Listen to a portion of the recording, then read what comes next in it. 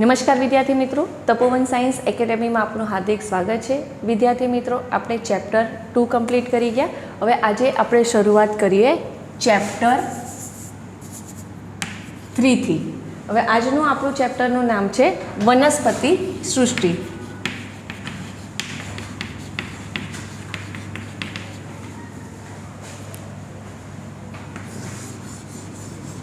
હવે विद्यार्थी मित्रों, આપણે चैप्टर 2 के जेमा આપણે ऑलरेडी भणी गया कि आर.एच. विटेकर है, तो आर.एच. विटेकर के जेमणे 5 सृष्टिનું वर्गीकरण आप्યું। હવે એ 5 સૃષ્ટિના નામ તો જો કે તમને હવે યાદ જ રહી ગયા હશે। હવે એ 5 સૃષ્ટિ છે। સૌથી પહેલી સૃષ્ટિ મોનેરા, ત્યાર પછી બીજી સૃષ્ટિ प्रोटिस्टा, तीजी सृष्टि फूग, चौथी वनस्पति सृष्टि अने पांचमी प्राणी सृष्टि। तो आवी रीते आर.एच. विटेकर है कि जेमना द्वारा आ 5 सृष्टिનું वर्गीकरण आपेલું હતું। હવે તમને जो याद होय तो एरिस्टोटल है, तो एरिस्टोटल के जेमणे मूळ प्रकार ने पण न धरावे तेने वनस्पति सृष्टि में मूक्युं अने लाल रुधिर धरावे अने न धरावे तो एना आधारे प्राणीओना जूथनुं वर्गीकरण आप्युं। पण जेम जेम मनुष्य विकसित थतो गयो, आ वर्गीकरण रिलेटेड ए डिटेल में अभ्यास करतो गयो, तेम तेम वर्गीकरणना धीरे धीरे पासाओ बदलाई गया। कारण के वर्गीकरणनी शरूआत 3 ज वस्तुथी थयेली हती, रोटी, कपड़ा ने मकान। आपणा बेઝિક जे जरूरियात हती तेना आधारे करवामां आवती हती। पछी मनुष्य जेम जेम वर्गीकरण में इंटरेस्ट लेतो थयो तेम तेम एणे वर्गीकरण में नवा नवा मुद्दाओ एड करता गया अने ए नवा नवा मुद्दाओ एड करता गया तेना आधारे वर्गीकरणनी आखी एम जोवा जाए तो हालनी तारीख में काया पलट थई गयेली छे। तो आवी रीते आजे आर.एच. विटेकर द्वारा आपवामां आवेली जे 5 सृष्टिनुं वर्गीकरण छे, जेमांथी आपणे आ मोनेरा सृष्टि, प्रोटिस्टा सृष्टि अने फूग सृष्टि, आ 3 सृष्टि विषे चैप्टर 2 में डिटेल में भणी गया है। हवे आज चैप्टर 3 है कि जेमां आपणे वनस्पति सृष्टि विषे भणीशुं। कारण के आज प्राणी सृष्टि है कि जेना विषे तमने चैप्टर 4 आपेलुं ज छे। तो आ जे चैप्टर है 3 के जेमां आपणे वनस्पति सृष्टि विषे डिटेल में अभ्यास करीशुं। हवे थोड़ुं रिवाइज करीए। जो तमने याद होय तो पहला केवुं करेलुं, मोनेरा, त्यारबाद प्रोटिस्टा अने फूग, बराबर। तो आ बधाने केवुं हतुं, पहलाना टाइम में एक ज एमां मूकवामां आवतुं हतुं, पछी धीरे धीरे शुं करवामां आव्युं, आ जे मोनेरा अने फूग तो आ बंनेव कोष दीवाल धरावे ने, आ मोनेरा अने फूग के जे बंनेव कोष दीवाल धरावे एना लीधे आ बंनेवने वनस्पति सृष्टि में मूकवामां आवेला हता। पण ज्यारे जे अंतस्थ रचना ने बधुं चेक करवामां आव्युं ने त्यारे खबर पड़ी कि आ जे मोनेरा छे तेनी कोष दीवालनुं बंधारण अलग होय छे अने आ जे फूग होय तो फूगनी कोष दीवालनुं बंधारण पण अलग होय छे। तो परिणाम स्वरूप आ जे मोनेरा छे, फूग छे के जेने आखी अलग ज सृष्टि बनाववामां आवी। मोनेरा एटले के जेमां बेक्टेरियानो समावेश थाय छे अने फूग के जेमां जुदा जुदा प्रकारनी फूगनो समावेश थाय छे। तो आवी रीते फक्त कोष दीवाल सरखी हती ने एटले लोकोने वनस्पति सृष्टिमां मूकेला हता। पण डिटेलमां आपणे खबर पड़ी कि भाई आ जे फूग छे तो फूगनी कोष दीवाल तो फंगस सेल्युलोजनी बनेली छे। पछी मोनेरा छे तो मोनेरानी फूग दीवाल पेप्टिडोग्लाइकननी बनेली छे अने अमुक जे छे तेनी तो पॉलीसेकेराइड, प्रोटीन ने एमिनो एसिडनी बनेली छे। एटले ए वनस्पति करता आखी अलग थई गई। कारण के वनस्पति छे तो वनस्पतिनी कोष दीवाल तो सेल्युलोजनी बनेली होय। तो आवी रीते कोष दीवालनुं बंधारण अलग थई गयुं एटले ए लोकोने अलग मूकवामां आव्या। एवी रीते प्रोटिस्टा एटले के प्रजीवो के जे एक कोषीय कहेवामां आवे छे तो ए लोको माटे बी अलग सृष्टिनुं निर्माण थयुं। हवे त्यार पछी वनस्पति सृष्टि में बाकी कया रह्या तेना विषे बात करिए। तो वनस्पति सृष्टि के जेमां पछी लील, द्विअंगी, त्रिअंगी, आवृत बीजधारी अने અનાવૃત બીજધારીનો સમાવેશ થયો. આજે મોનેરાને કાઢી નાખ્યા, ફૂગને કાઢી નાખ્યા, એટલે બાકી બચેલા લીલ, દ્વિઅંગી, ત્રિઅંગી, આવૃત અને અનાવૃત બીજધારી કે જેમાં જોવા મળતા જે વનસ્પતિ કોષ છે તો એ વનસ્પતિ કોષ કે જેમાં કોષ દિવાલનું બંધારણ બધામાં એક સરખું જોવા મળ્યું, એટલે કે સેલ્યુલોઝનું જોવા મળ્યું. એટલે પરિણામ સ્વરૂપ એ બધાને એક જ સૃષ્ટિ એટલે કે વનસ્પતિ સૃષ્ટિમાં મૂકવામાં આવ્યા. હવે આ જે ચેપ્ટર છે કે જેમાં આપણે આ લીલ, દ્વિઅંગી, ત્રિઅંગી, આવૃત બીજધારી અને અનાવૃત બીજધારી આ બધા વિશે ડિટેલમાં ચર્ચા કરવાના છે. હવે પહેલાંના સમયમાં કેવું હતું, આ જે સાયનોબેક્ટેરિયા છે તો આ સાયનોબેક્ટેરિયા કે જેને નીલ હરિત લીલ કહેવામાં આવે છે. તો હવે આ જે સાયનોબેક્ટેરિયા છે તો સાયનોબેક્ટેરિયા કે જેને નીલહરિત લીલ એટલે કહેવામાં આવે છે કારણ કે એનામાં વનસ્પતિની જેમ હરિતદ્રવ્ય જોવા મળે છે. પણ એનામાં વનસ્પતિ જેવું ફક્ત એક જ લક્ષણ છે તો એ છે હરિતદ્રવ્ય. તો આ એક જ લક્ષણના લીધે કંઈ એને વનસ્પતિ સૃષ્ટિમાં મૂકી શકાય નહીં, કારણ કે એના જે સાયનોબેક્ટેરિયા છે કે જેના લક્ષણો બાકીના બધા આ હરિતદ્રવ્ય સિવાય કે જે પ્રકાશ સંશ્લેષણ જેના લીધે થાય છે તો એ લક્ષણ છોડીને બાકીના બધા લક્ષણો જે સાયનોબેક્ટેરિયાના છે કે જે મોનેરા સૃષ્ટિને મળતા હોતા હતા કે જેના પરિણામ સ્વરૂપ એને લીલના જૂથમાંથી ખસાડીને એને મોનેરા સૃષ્ટિમાં મૂકી દેવામાં આવેલું હતું. હવે વિદ્યાર્થી મિત્રો આપણે વાત કરીએ વર્ગીકરણની પદ્ધતિ વિશે. વર્ગીકરણની પદ્ધતિ એટલે શું કહેવાય કે દરેક એમ જેમ આપણે કહીએ ને વર્ગીકરણ છે કે જેની માટે અલગ અલગ પાસાઓનો ઉપયોગ કરવામાં આવે છે. તો આપણે હવે ચર્ચા કરીએ વર્ગીકરણની જુદી જુદી પદ્ધતિઓ વિશે. તો એમાંની આપણે પહેલાં શરૂઆત કરીએ કૃત્રિમ પદ્ધતિથી.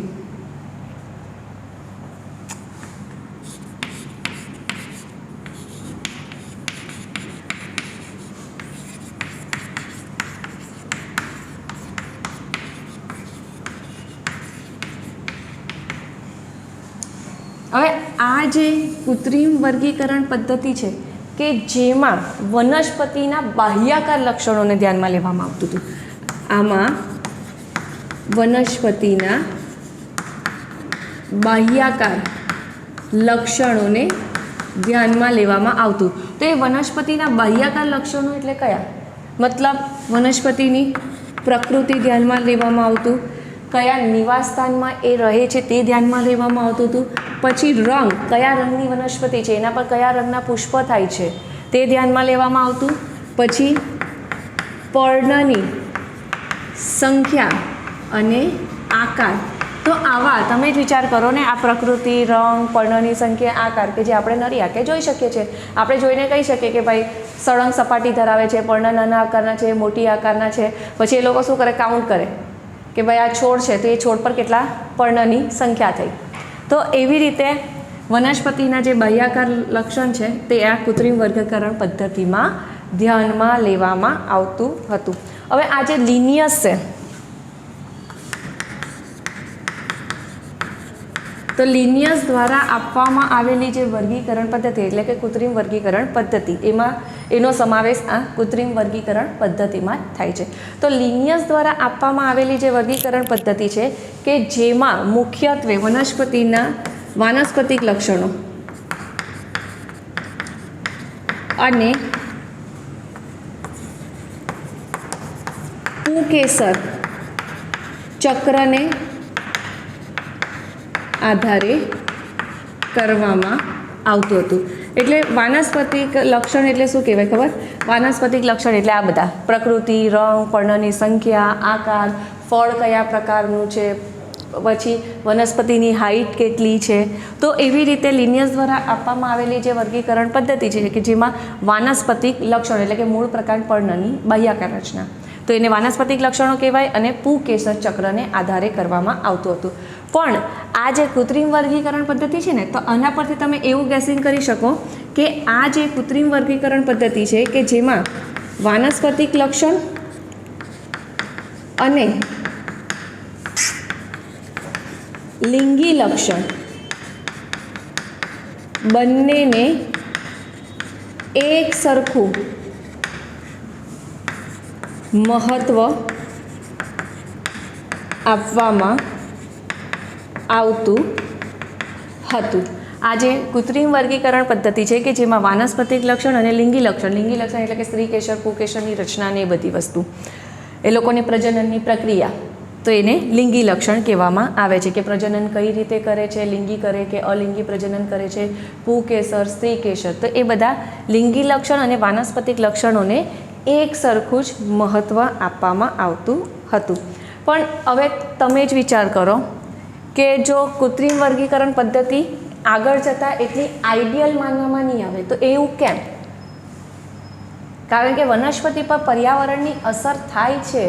હવે જેમ કે જો હવે આજે મેં પર્ણની સંખ્યા ગણી કે પર્ણની સંખ્યા ધારો કે 100 છે, પણ ચાલો રાતના જોરથી પવન આવી ગયો તો પર્ણ બધા ખરી પડે, તો પર્ણની સંખ્યા ઘટીને 80 બી થઈ જાય. તો કૃત્રિમ વર્ગીકરણ પદ્ધતિ કે આવી રીતે કે જેમાં પર્ણની સંખ્યા બદલાઈ પણ શકે, એટલે એને એટલું આઈડિયલિસ્ટિક માનવામાં આવતું ન હતું. તો આવી રીતે કૃત્રિમ વર્ગીકરણ પદ્ધતિ કે જેમાં ખૂબ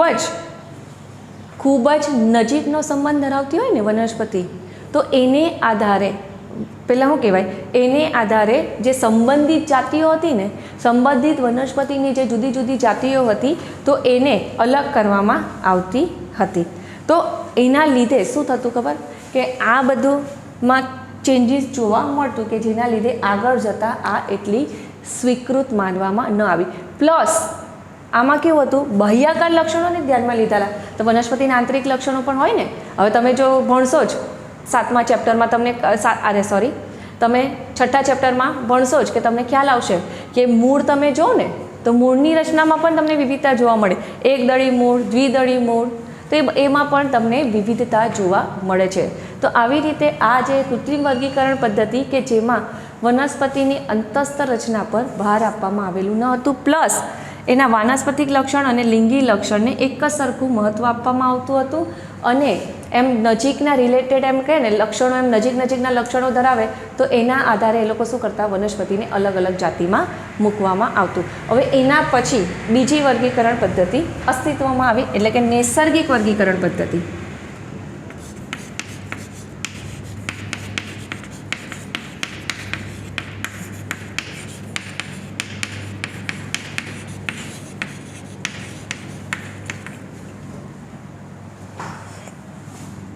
હવે આ જે નૈસર્ગિક વર્ગીકરણ પદ્ધતિ છે ને, તો નૈસર્ગિક વર્ગીકરણ પદ્ધતિ જેમાં બાહ્યાકાર લક્ષણો તો ધ્યાનમાં લેવામાં આવતું જ હતું, સાથે સાથે અંતસ્થ રચનાને પણ ધ્યાનમાં લેવામાં આવતું હતું. બરાબર? તો આવી રીતે જે સજીવો, આપણે એમ વાત કરીએ કે સજીવો વચ્ચેના કુદરતી સંબંધો પર આધારિત હતી. આ જે નૈસર્ગિક વર્ગીકરણ પદ્ધતિ છે કે જે સજીવો વચ્ચેના, નૈસર્ગિક કહીએ કે કુદરતી કહીએ, બંનેનો અર્થ સેમ થાય, કુદરતી સંબંધો પર આધારિત હતી. હવે જો તમને અહીંયા યાદ રાખજો આ એક વસ્તુ કે નૈસર્ગિક વર્ગીકરણ પદ્ધતિ શેના પર આધારિત હતી, તો સજીવો વચ્ચેના કુદરતી સંબંધો પર આધારિત હતી. હવે તમને ખબર જ છે કે આપણે કહીએ કે વનસ્પતિ હોય કે અન્ય કોઈ પણ સજીવ હોય, તો એ દરેક પર પર્યાવરણની અસર થાય છે. હવે એક સજીવ બીજા સજીવ સાથે ખોરાક માટે કે આશ્રય માટે કંઈક ને કંઈક રીતે કનેક્શન ધરાવે જ છે. તો આવી રીતે સજીવો જે છે તો સજીવો વચ્ચેના કુદરતી સંબંધો પર આધારિત હતી. હવે એમાં આ જે નૈસર્ગિક વર્ગીકરણ પદ્ધતિ છે કે જેમાં એકલું બાહ્યાકાર લક્ષણોને ધ્યાનમાં નહીં લેવામાં આવતા હતા, તો બાહ્યાકાર લક્ષણોની સાથે અંતસ્થ લક્ષણોને પણ ધ્યાનમાં લેવામાં આવતું. હવે અંતસ્થ લક્ષણો એટલે કેવા લક્ષણો, તો આ જે અંતસ્થ લક્ષણો એટલે કે આપણે એમ વાત કરીએ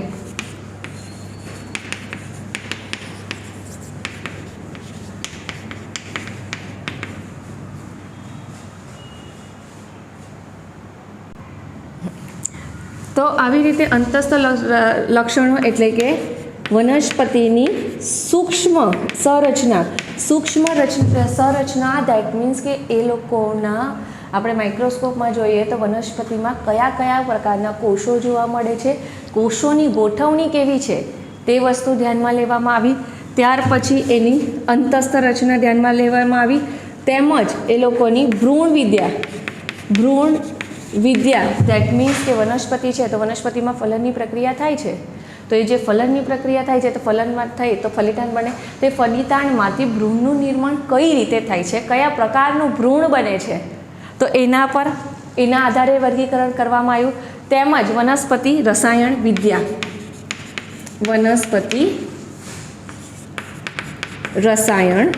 વિદ્યા.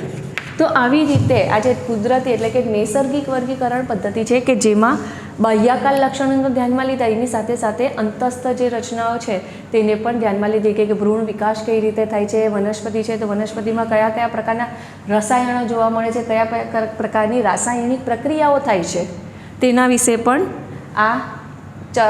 વિશે પણ ધ્યાનમાં લેવામાં આવેલું હતું અને એના આધારે વર્ગીકરણ કરવામાં આવ્યું. હવે સપુષ્પી વનસ્પતિ છે, આપણે વાત કરીએ તો સપુષ્પી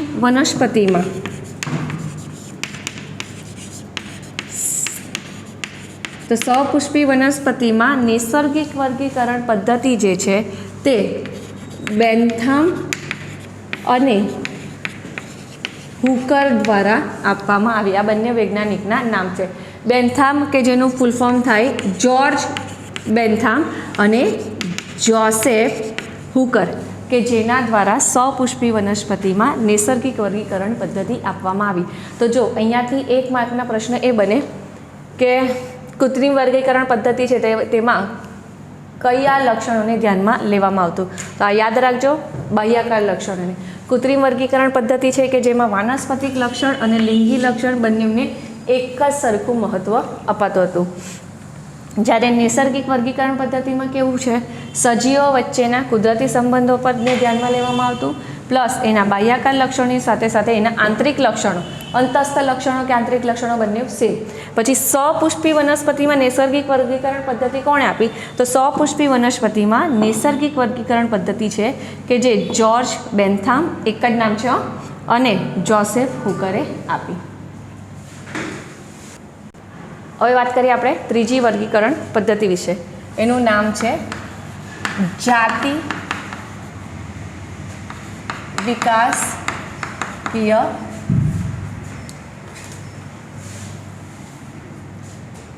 વર્ગીકરણ પદ્ધતિઓ.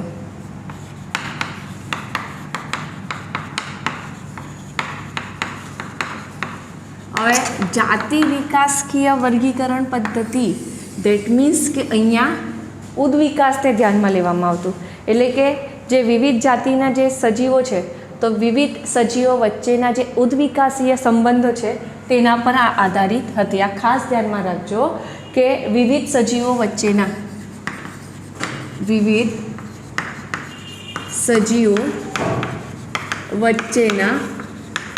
ઉદ્વિકાસકીય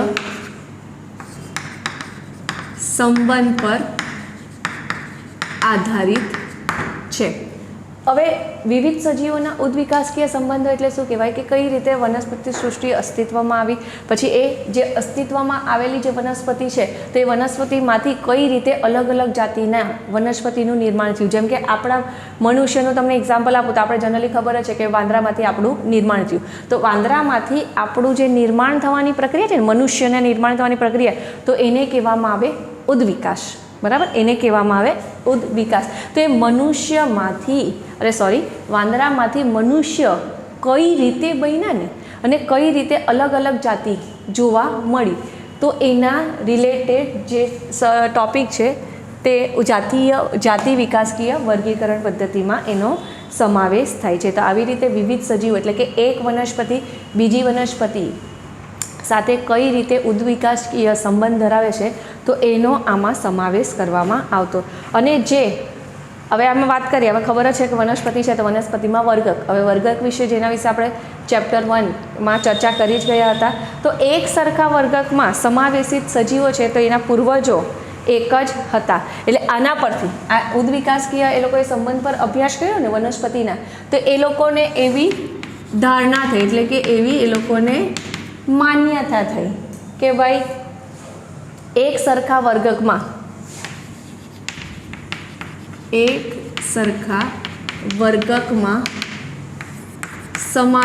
સમાવેશિત એટલે કે સમાવેશ થતા, યાદ રાખજો, સમાવેશિત એટલે કે સમાવેશ થતા સજીવોના પૂર્વજો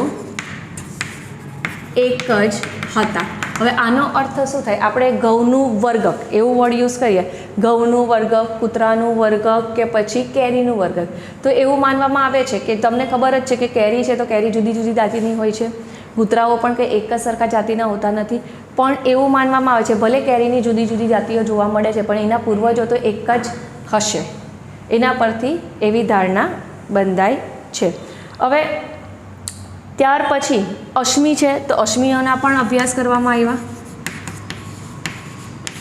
હવે તમને ખબર જ છે કે જુદી જુદી અશ્મિઓ છે, તો એ અશ્મિઓ છે તેનું એ લોકોએ એનાલિસિસ કર્યું અને એનાલિસિસ કરીને પછી એના આધારે પણ વર્ગીકરણ કરવામાં આવ્યું. હવે આપણે વાત કરીએ બીજી વર્ગીકરણ પદ્ધતિ, સંખ્યાકીય વર્ગીકરણ પદ્ધતિ.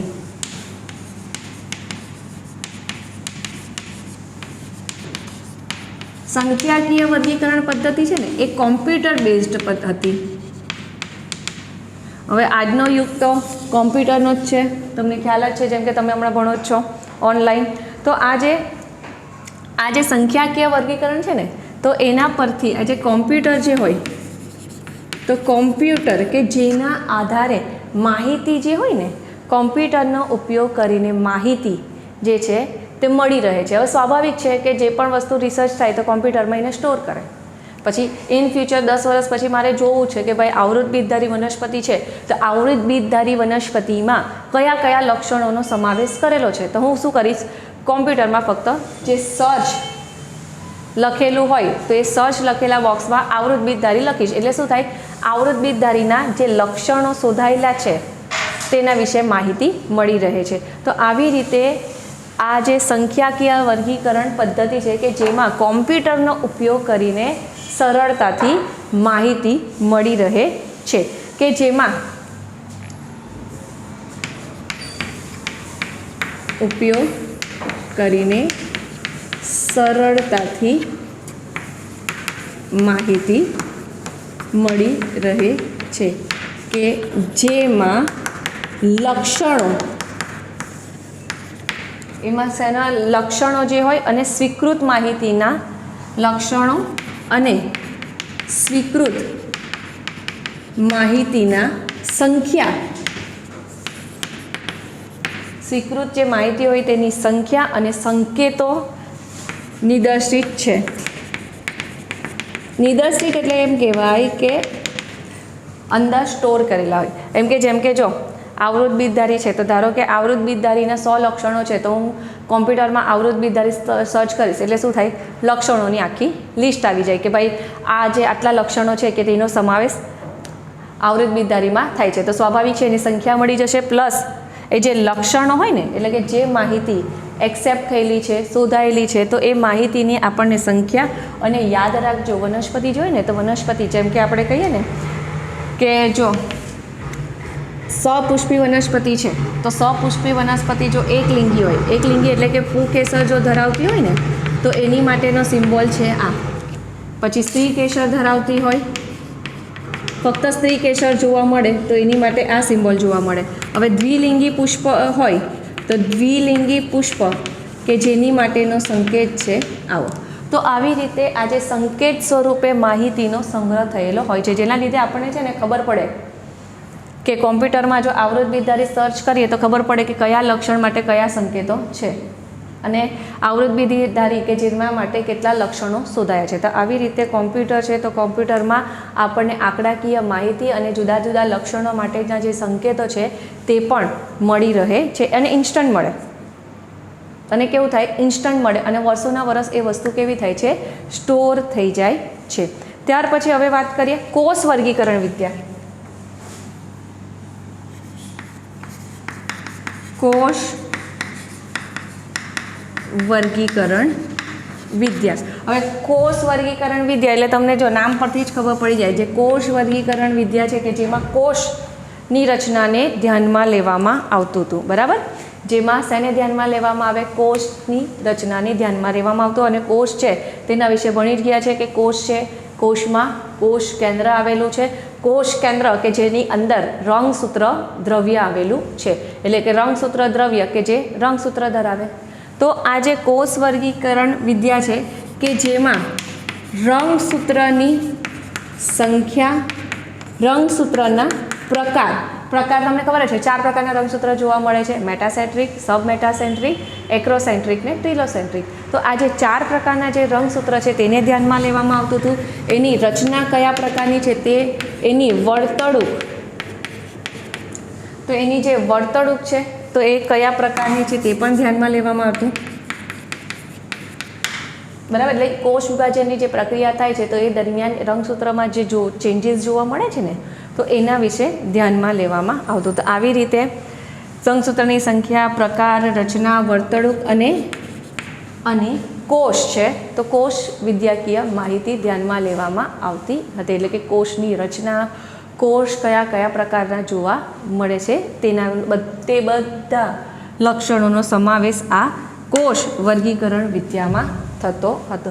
ત્યાર પછી આપણે વાત કરીએ બીજી વર્ગીકરણ પદ્ધતિ જેને કહેવામાં આવે છે રસાયણ વર્ગીકરણ વિદ્યા. હવે આ જે રસાયણ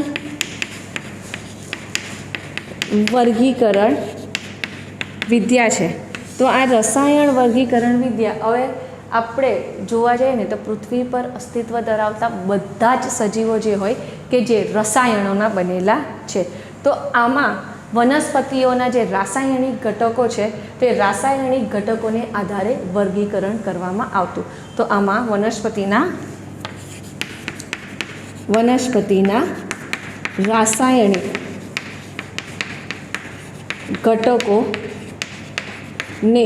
રાસાયણિક ઘટકોને ઉપયોગમાં લેવામાં આવતું. બરાબર, એટલે કે વનસ્પતિ છે તો વનસ્પતિ કે જેમાં રસાયણો, જુદા જુદા પ્રકારના જે રસાયણો જોવા મળે છે તો એને પણ ધ્યાનમાં લઈને એના આધારે વર્ગીકરણ કરવામાં આવતું.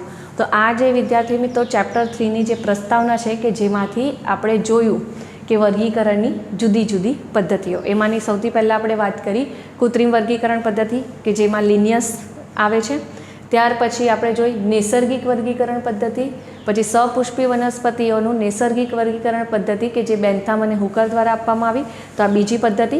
ત્યાર પછી ત્રીજી પદ્ધતિ. હવે ત્રીજી પદ્ધતિ જાતિ વિકાસકીય વર્ગીકરણ પદ્ધતિ. હવે જાતિ વિકાસકીય વર્ગીકરણ પદ્ધતિ એટલે કે સજીવો વચ્ચેનો ઉદ્વિકાસકીય સંબંધને ધ્યાનમાં રાખવામાં આવે. એટલે કે વનસ્પતિ છે તો પહેલાં તો કોઈ એક વનસ્પતિ અસ્તિત્વમાં આવી જશે ને અને એમાંથી જુદી જુદી જાતિની વનસ્પતિનું નિર્માણ થયું. તો એક વનસ્પતિ બીજા વનસ્પતિ સાથે કઈ રીતે ઉદ્વિકાસકીય સંબંધ ધરાવે છે તો એ પાસાને ધ્યાનમાં લેવામાં આવતું. પછી આપણે વાત કરીએ સંખ્યાકીય વર્ગીકરણ પદ્ધતિ એટલે કે કોમ્પ્યુટર બેઝડ. કોમ્પ્યુટરમાં શું કરવામાં આવે? લક્ષણોને સ્ટોર કરવામાં આવે અને એને રિલેટેડ જે લક્ષણો હોય તો આવી રીતે એના જુદા જુદા સંકેતો આપવામાં આવે. એટલે જો આપણે કોમ્પ્યુટરમાં સર્ચ કરીએ તો આપણને એક જ વનસ્પતિ રિલેટેડ બધી જ માહિતી ડિટેલમાં મળી જાય. ગુલાબ હોય તો ગુલાબ વિશેની માહિતી ડિટેલમાં મળી જાય. પછી કોષ વર્ગીકરણ વિદ્યા. બરાબર, કોષ વર્ગીકરણ વિદ્યા એટલે કે એમાં રંગસૂત્ર તેમજ કોષની અંતઃસંરચનાને ધ્યાનમાં લેવામાં આવતું. અને રાસાયણિક વર્ગીકરણ વિદ્યા એટલે કે વનસ્પતિમાં રસાયણ. એટલે યાદ રાખજો કે કઈ વર્ગીકરણ પદ્ધતિમાં કયા કયા પાસાઓને ધ્યાનમાં લેવામાં આવે છે, કારણ કે નીટ માટે પણ એટલું જ ઇમ્પોર્ટન્ટ છે 1 માર્કના ક્વેશ્ચનમાં, અને બોર્ડ માટે પણ 1 માર્કના ક્વેશ્ચન માટે એટલું જ ઇમ્પોર્ટન્ટ છે. અને જો એક્ઝામમાં પૂછાય તો 2 માર્કમાં પ્રશ્ન પૂછાઈ શકે કે વર્ગીકરણની પદ્ધતિ, કોઈ પણ 2 વર્ગીકરણની પદ્ધતિ વિશે માહિતી આપો. તો તમારે આપણે જે આ બધા ભણી ગયા એમાંથી કોઈ પણ 2 તમારી પસંદગીની લખી શકો. તો ચાલો હવે અહીંયા આપણે પ્રસ્તાવના કમ્પ્લીટ કરી. હવે નેક્સ્ટ લેક્ચર કે જેમાં આપણે શરૂઆત કરીશું વનસ્પતિમાં સમાવેશ થતા જુદા જુદા વર્ગો, એટલે કે આપણે શરૂઆત કરીશું લીલથી. તો આજનો આપણો લેક્ચર અહીંયા પૂરો થયો.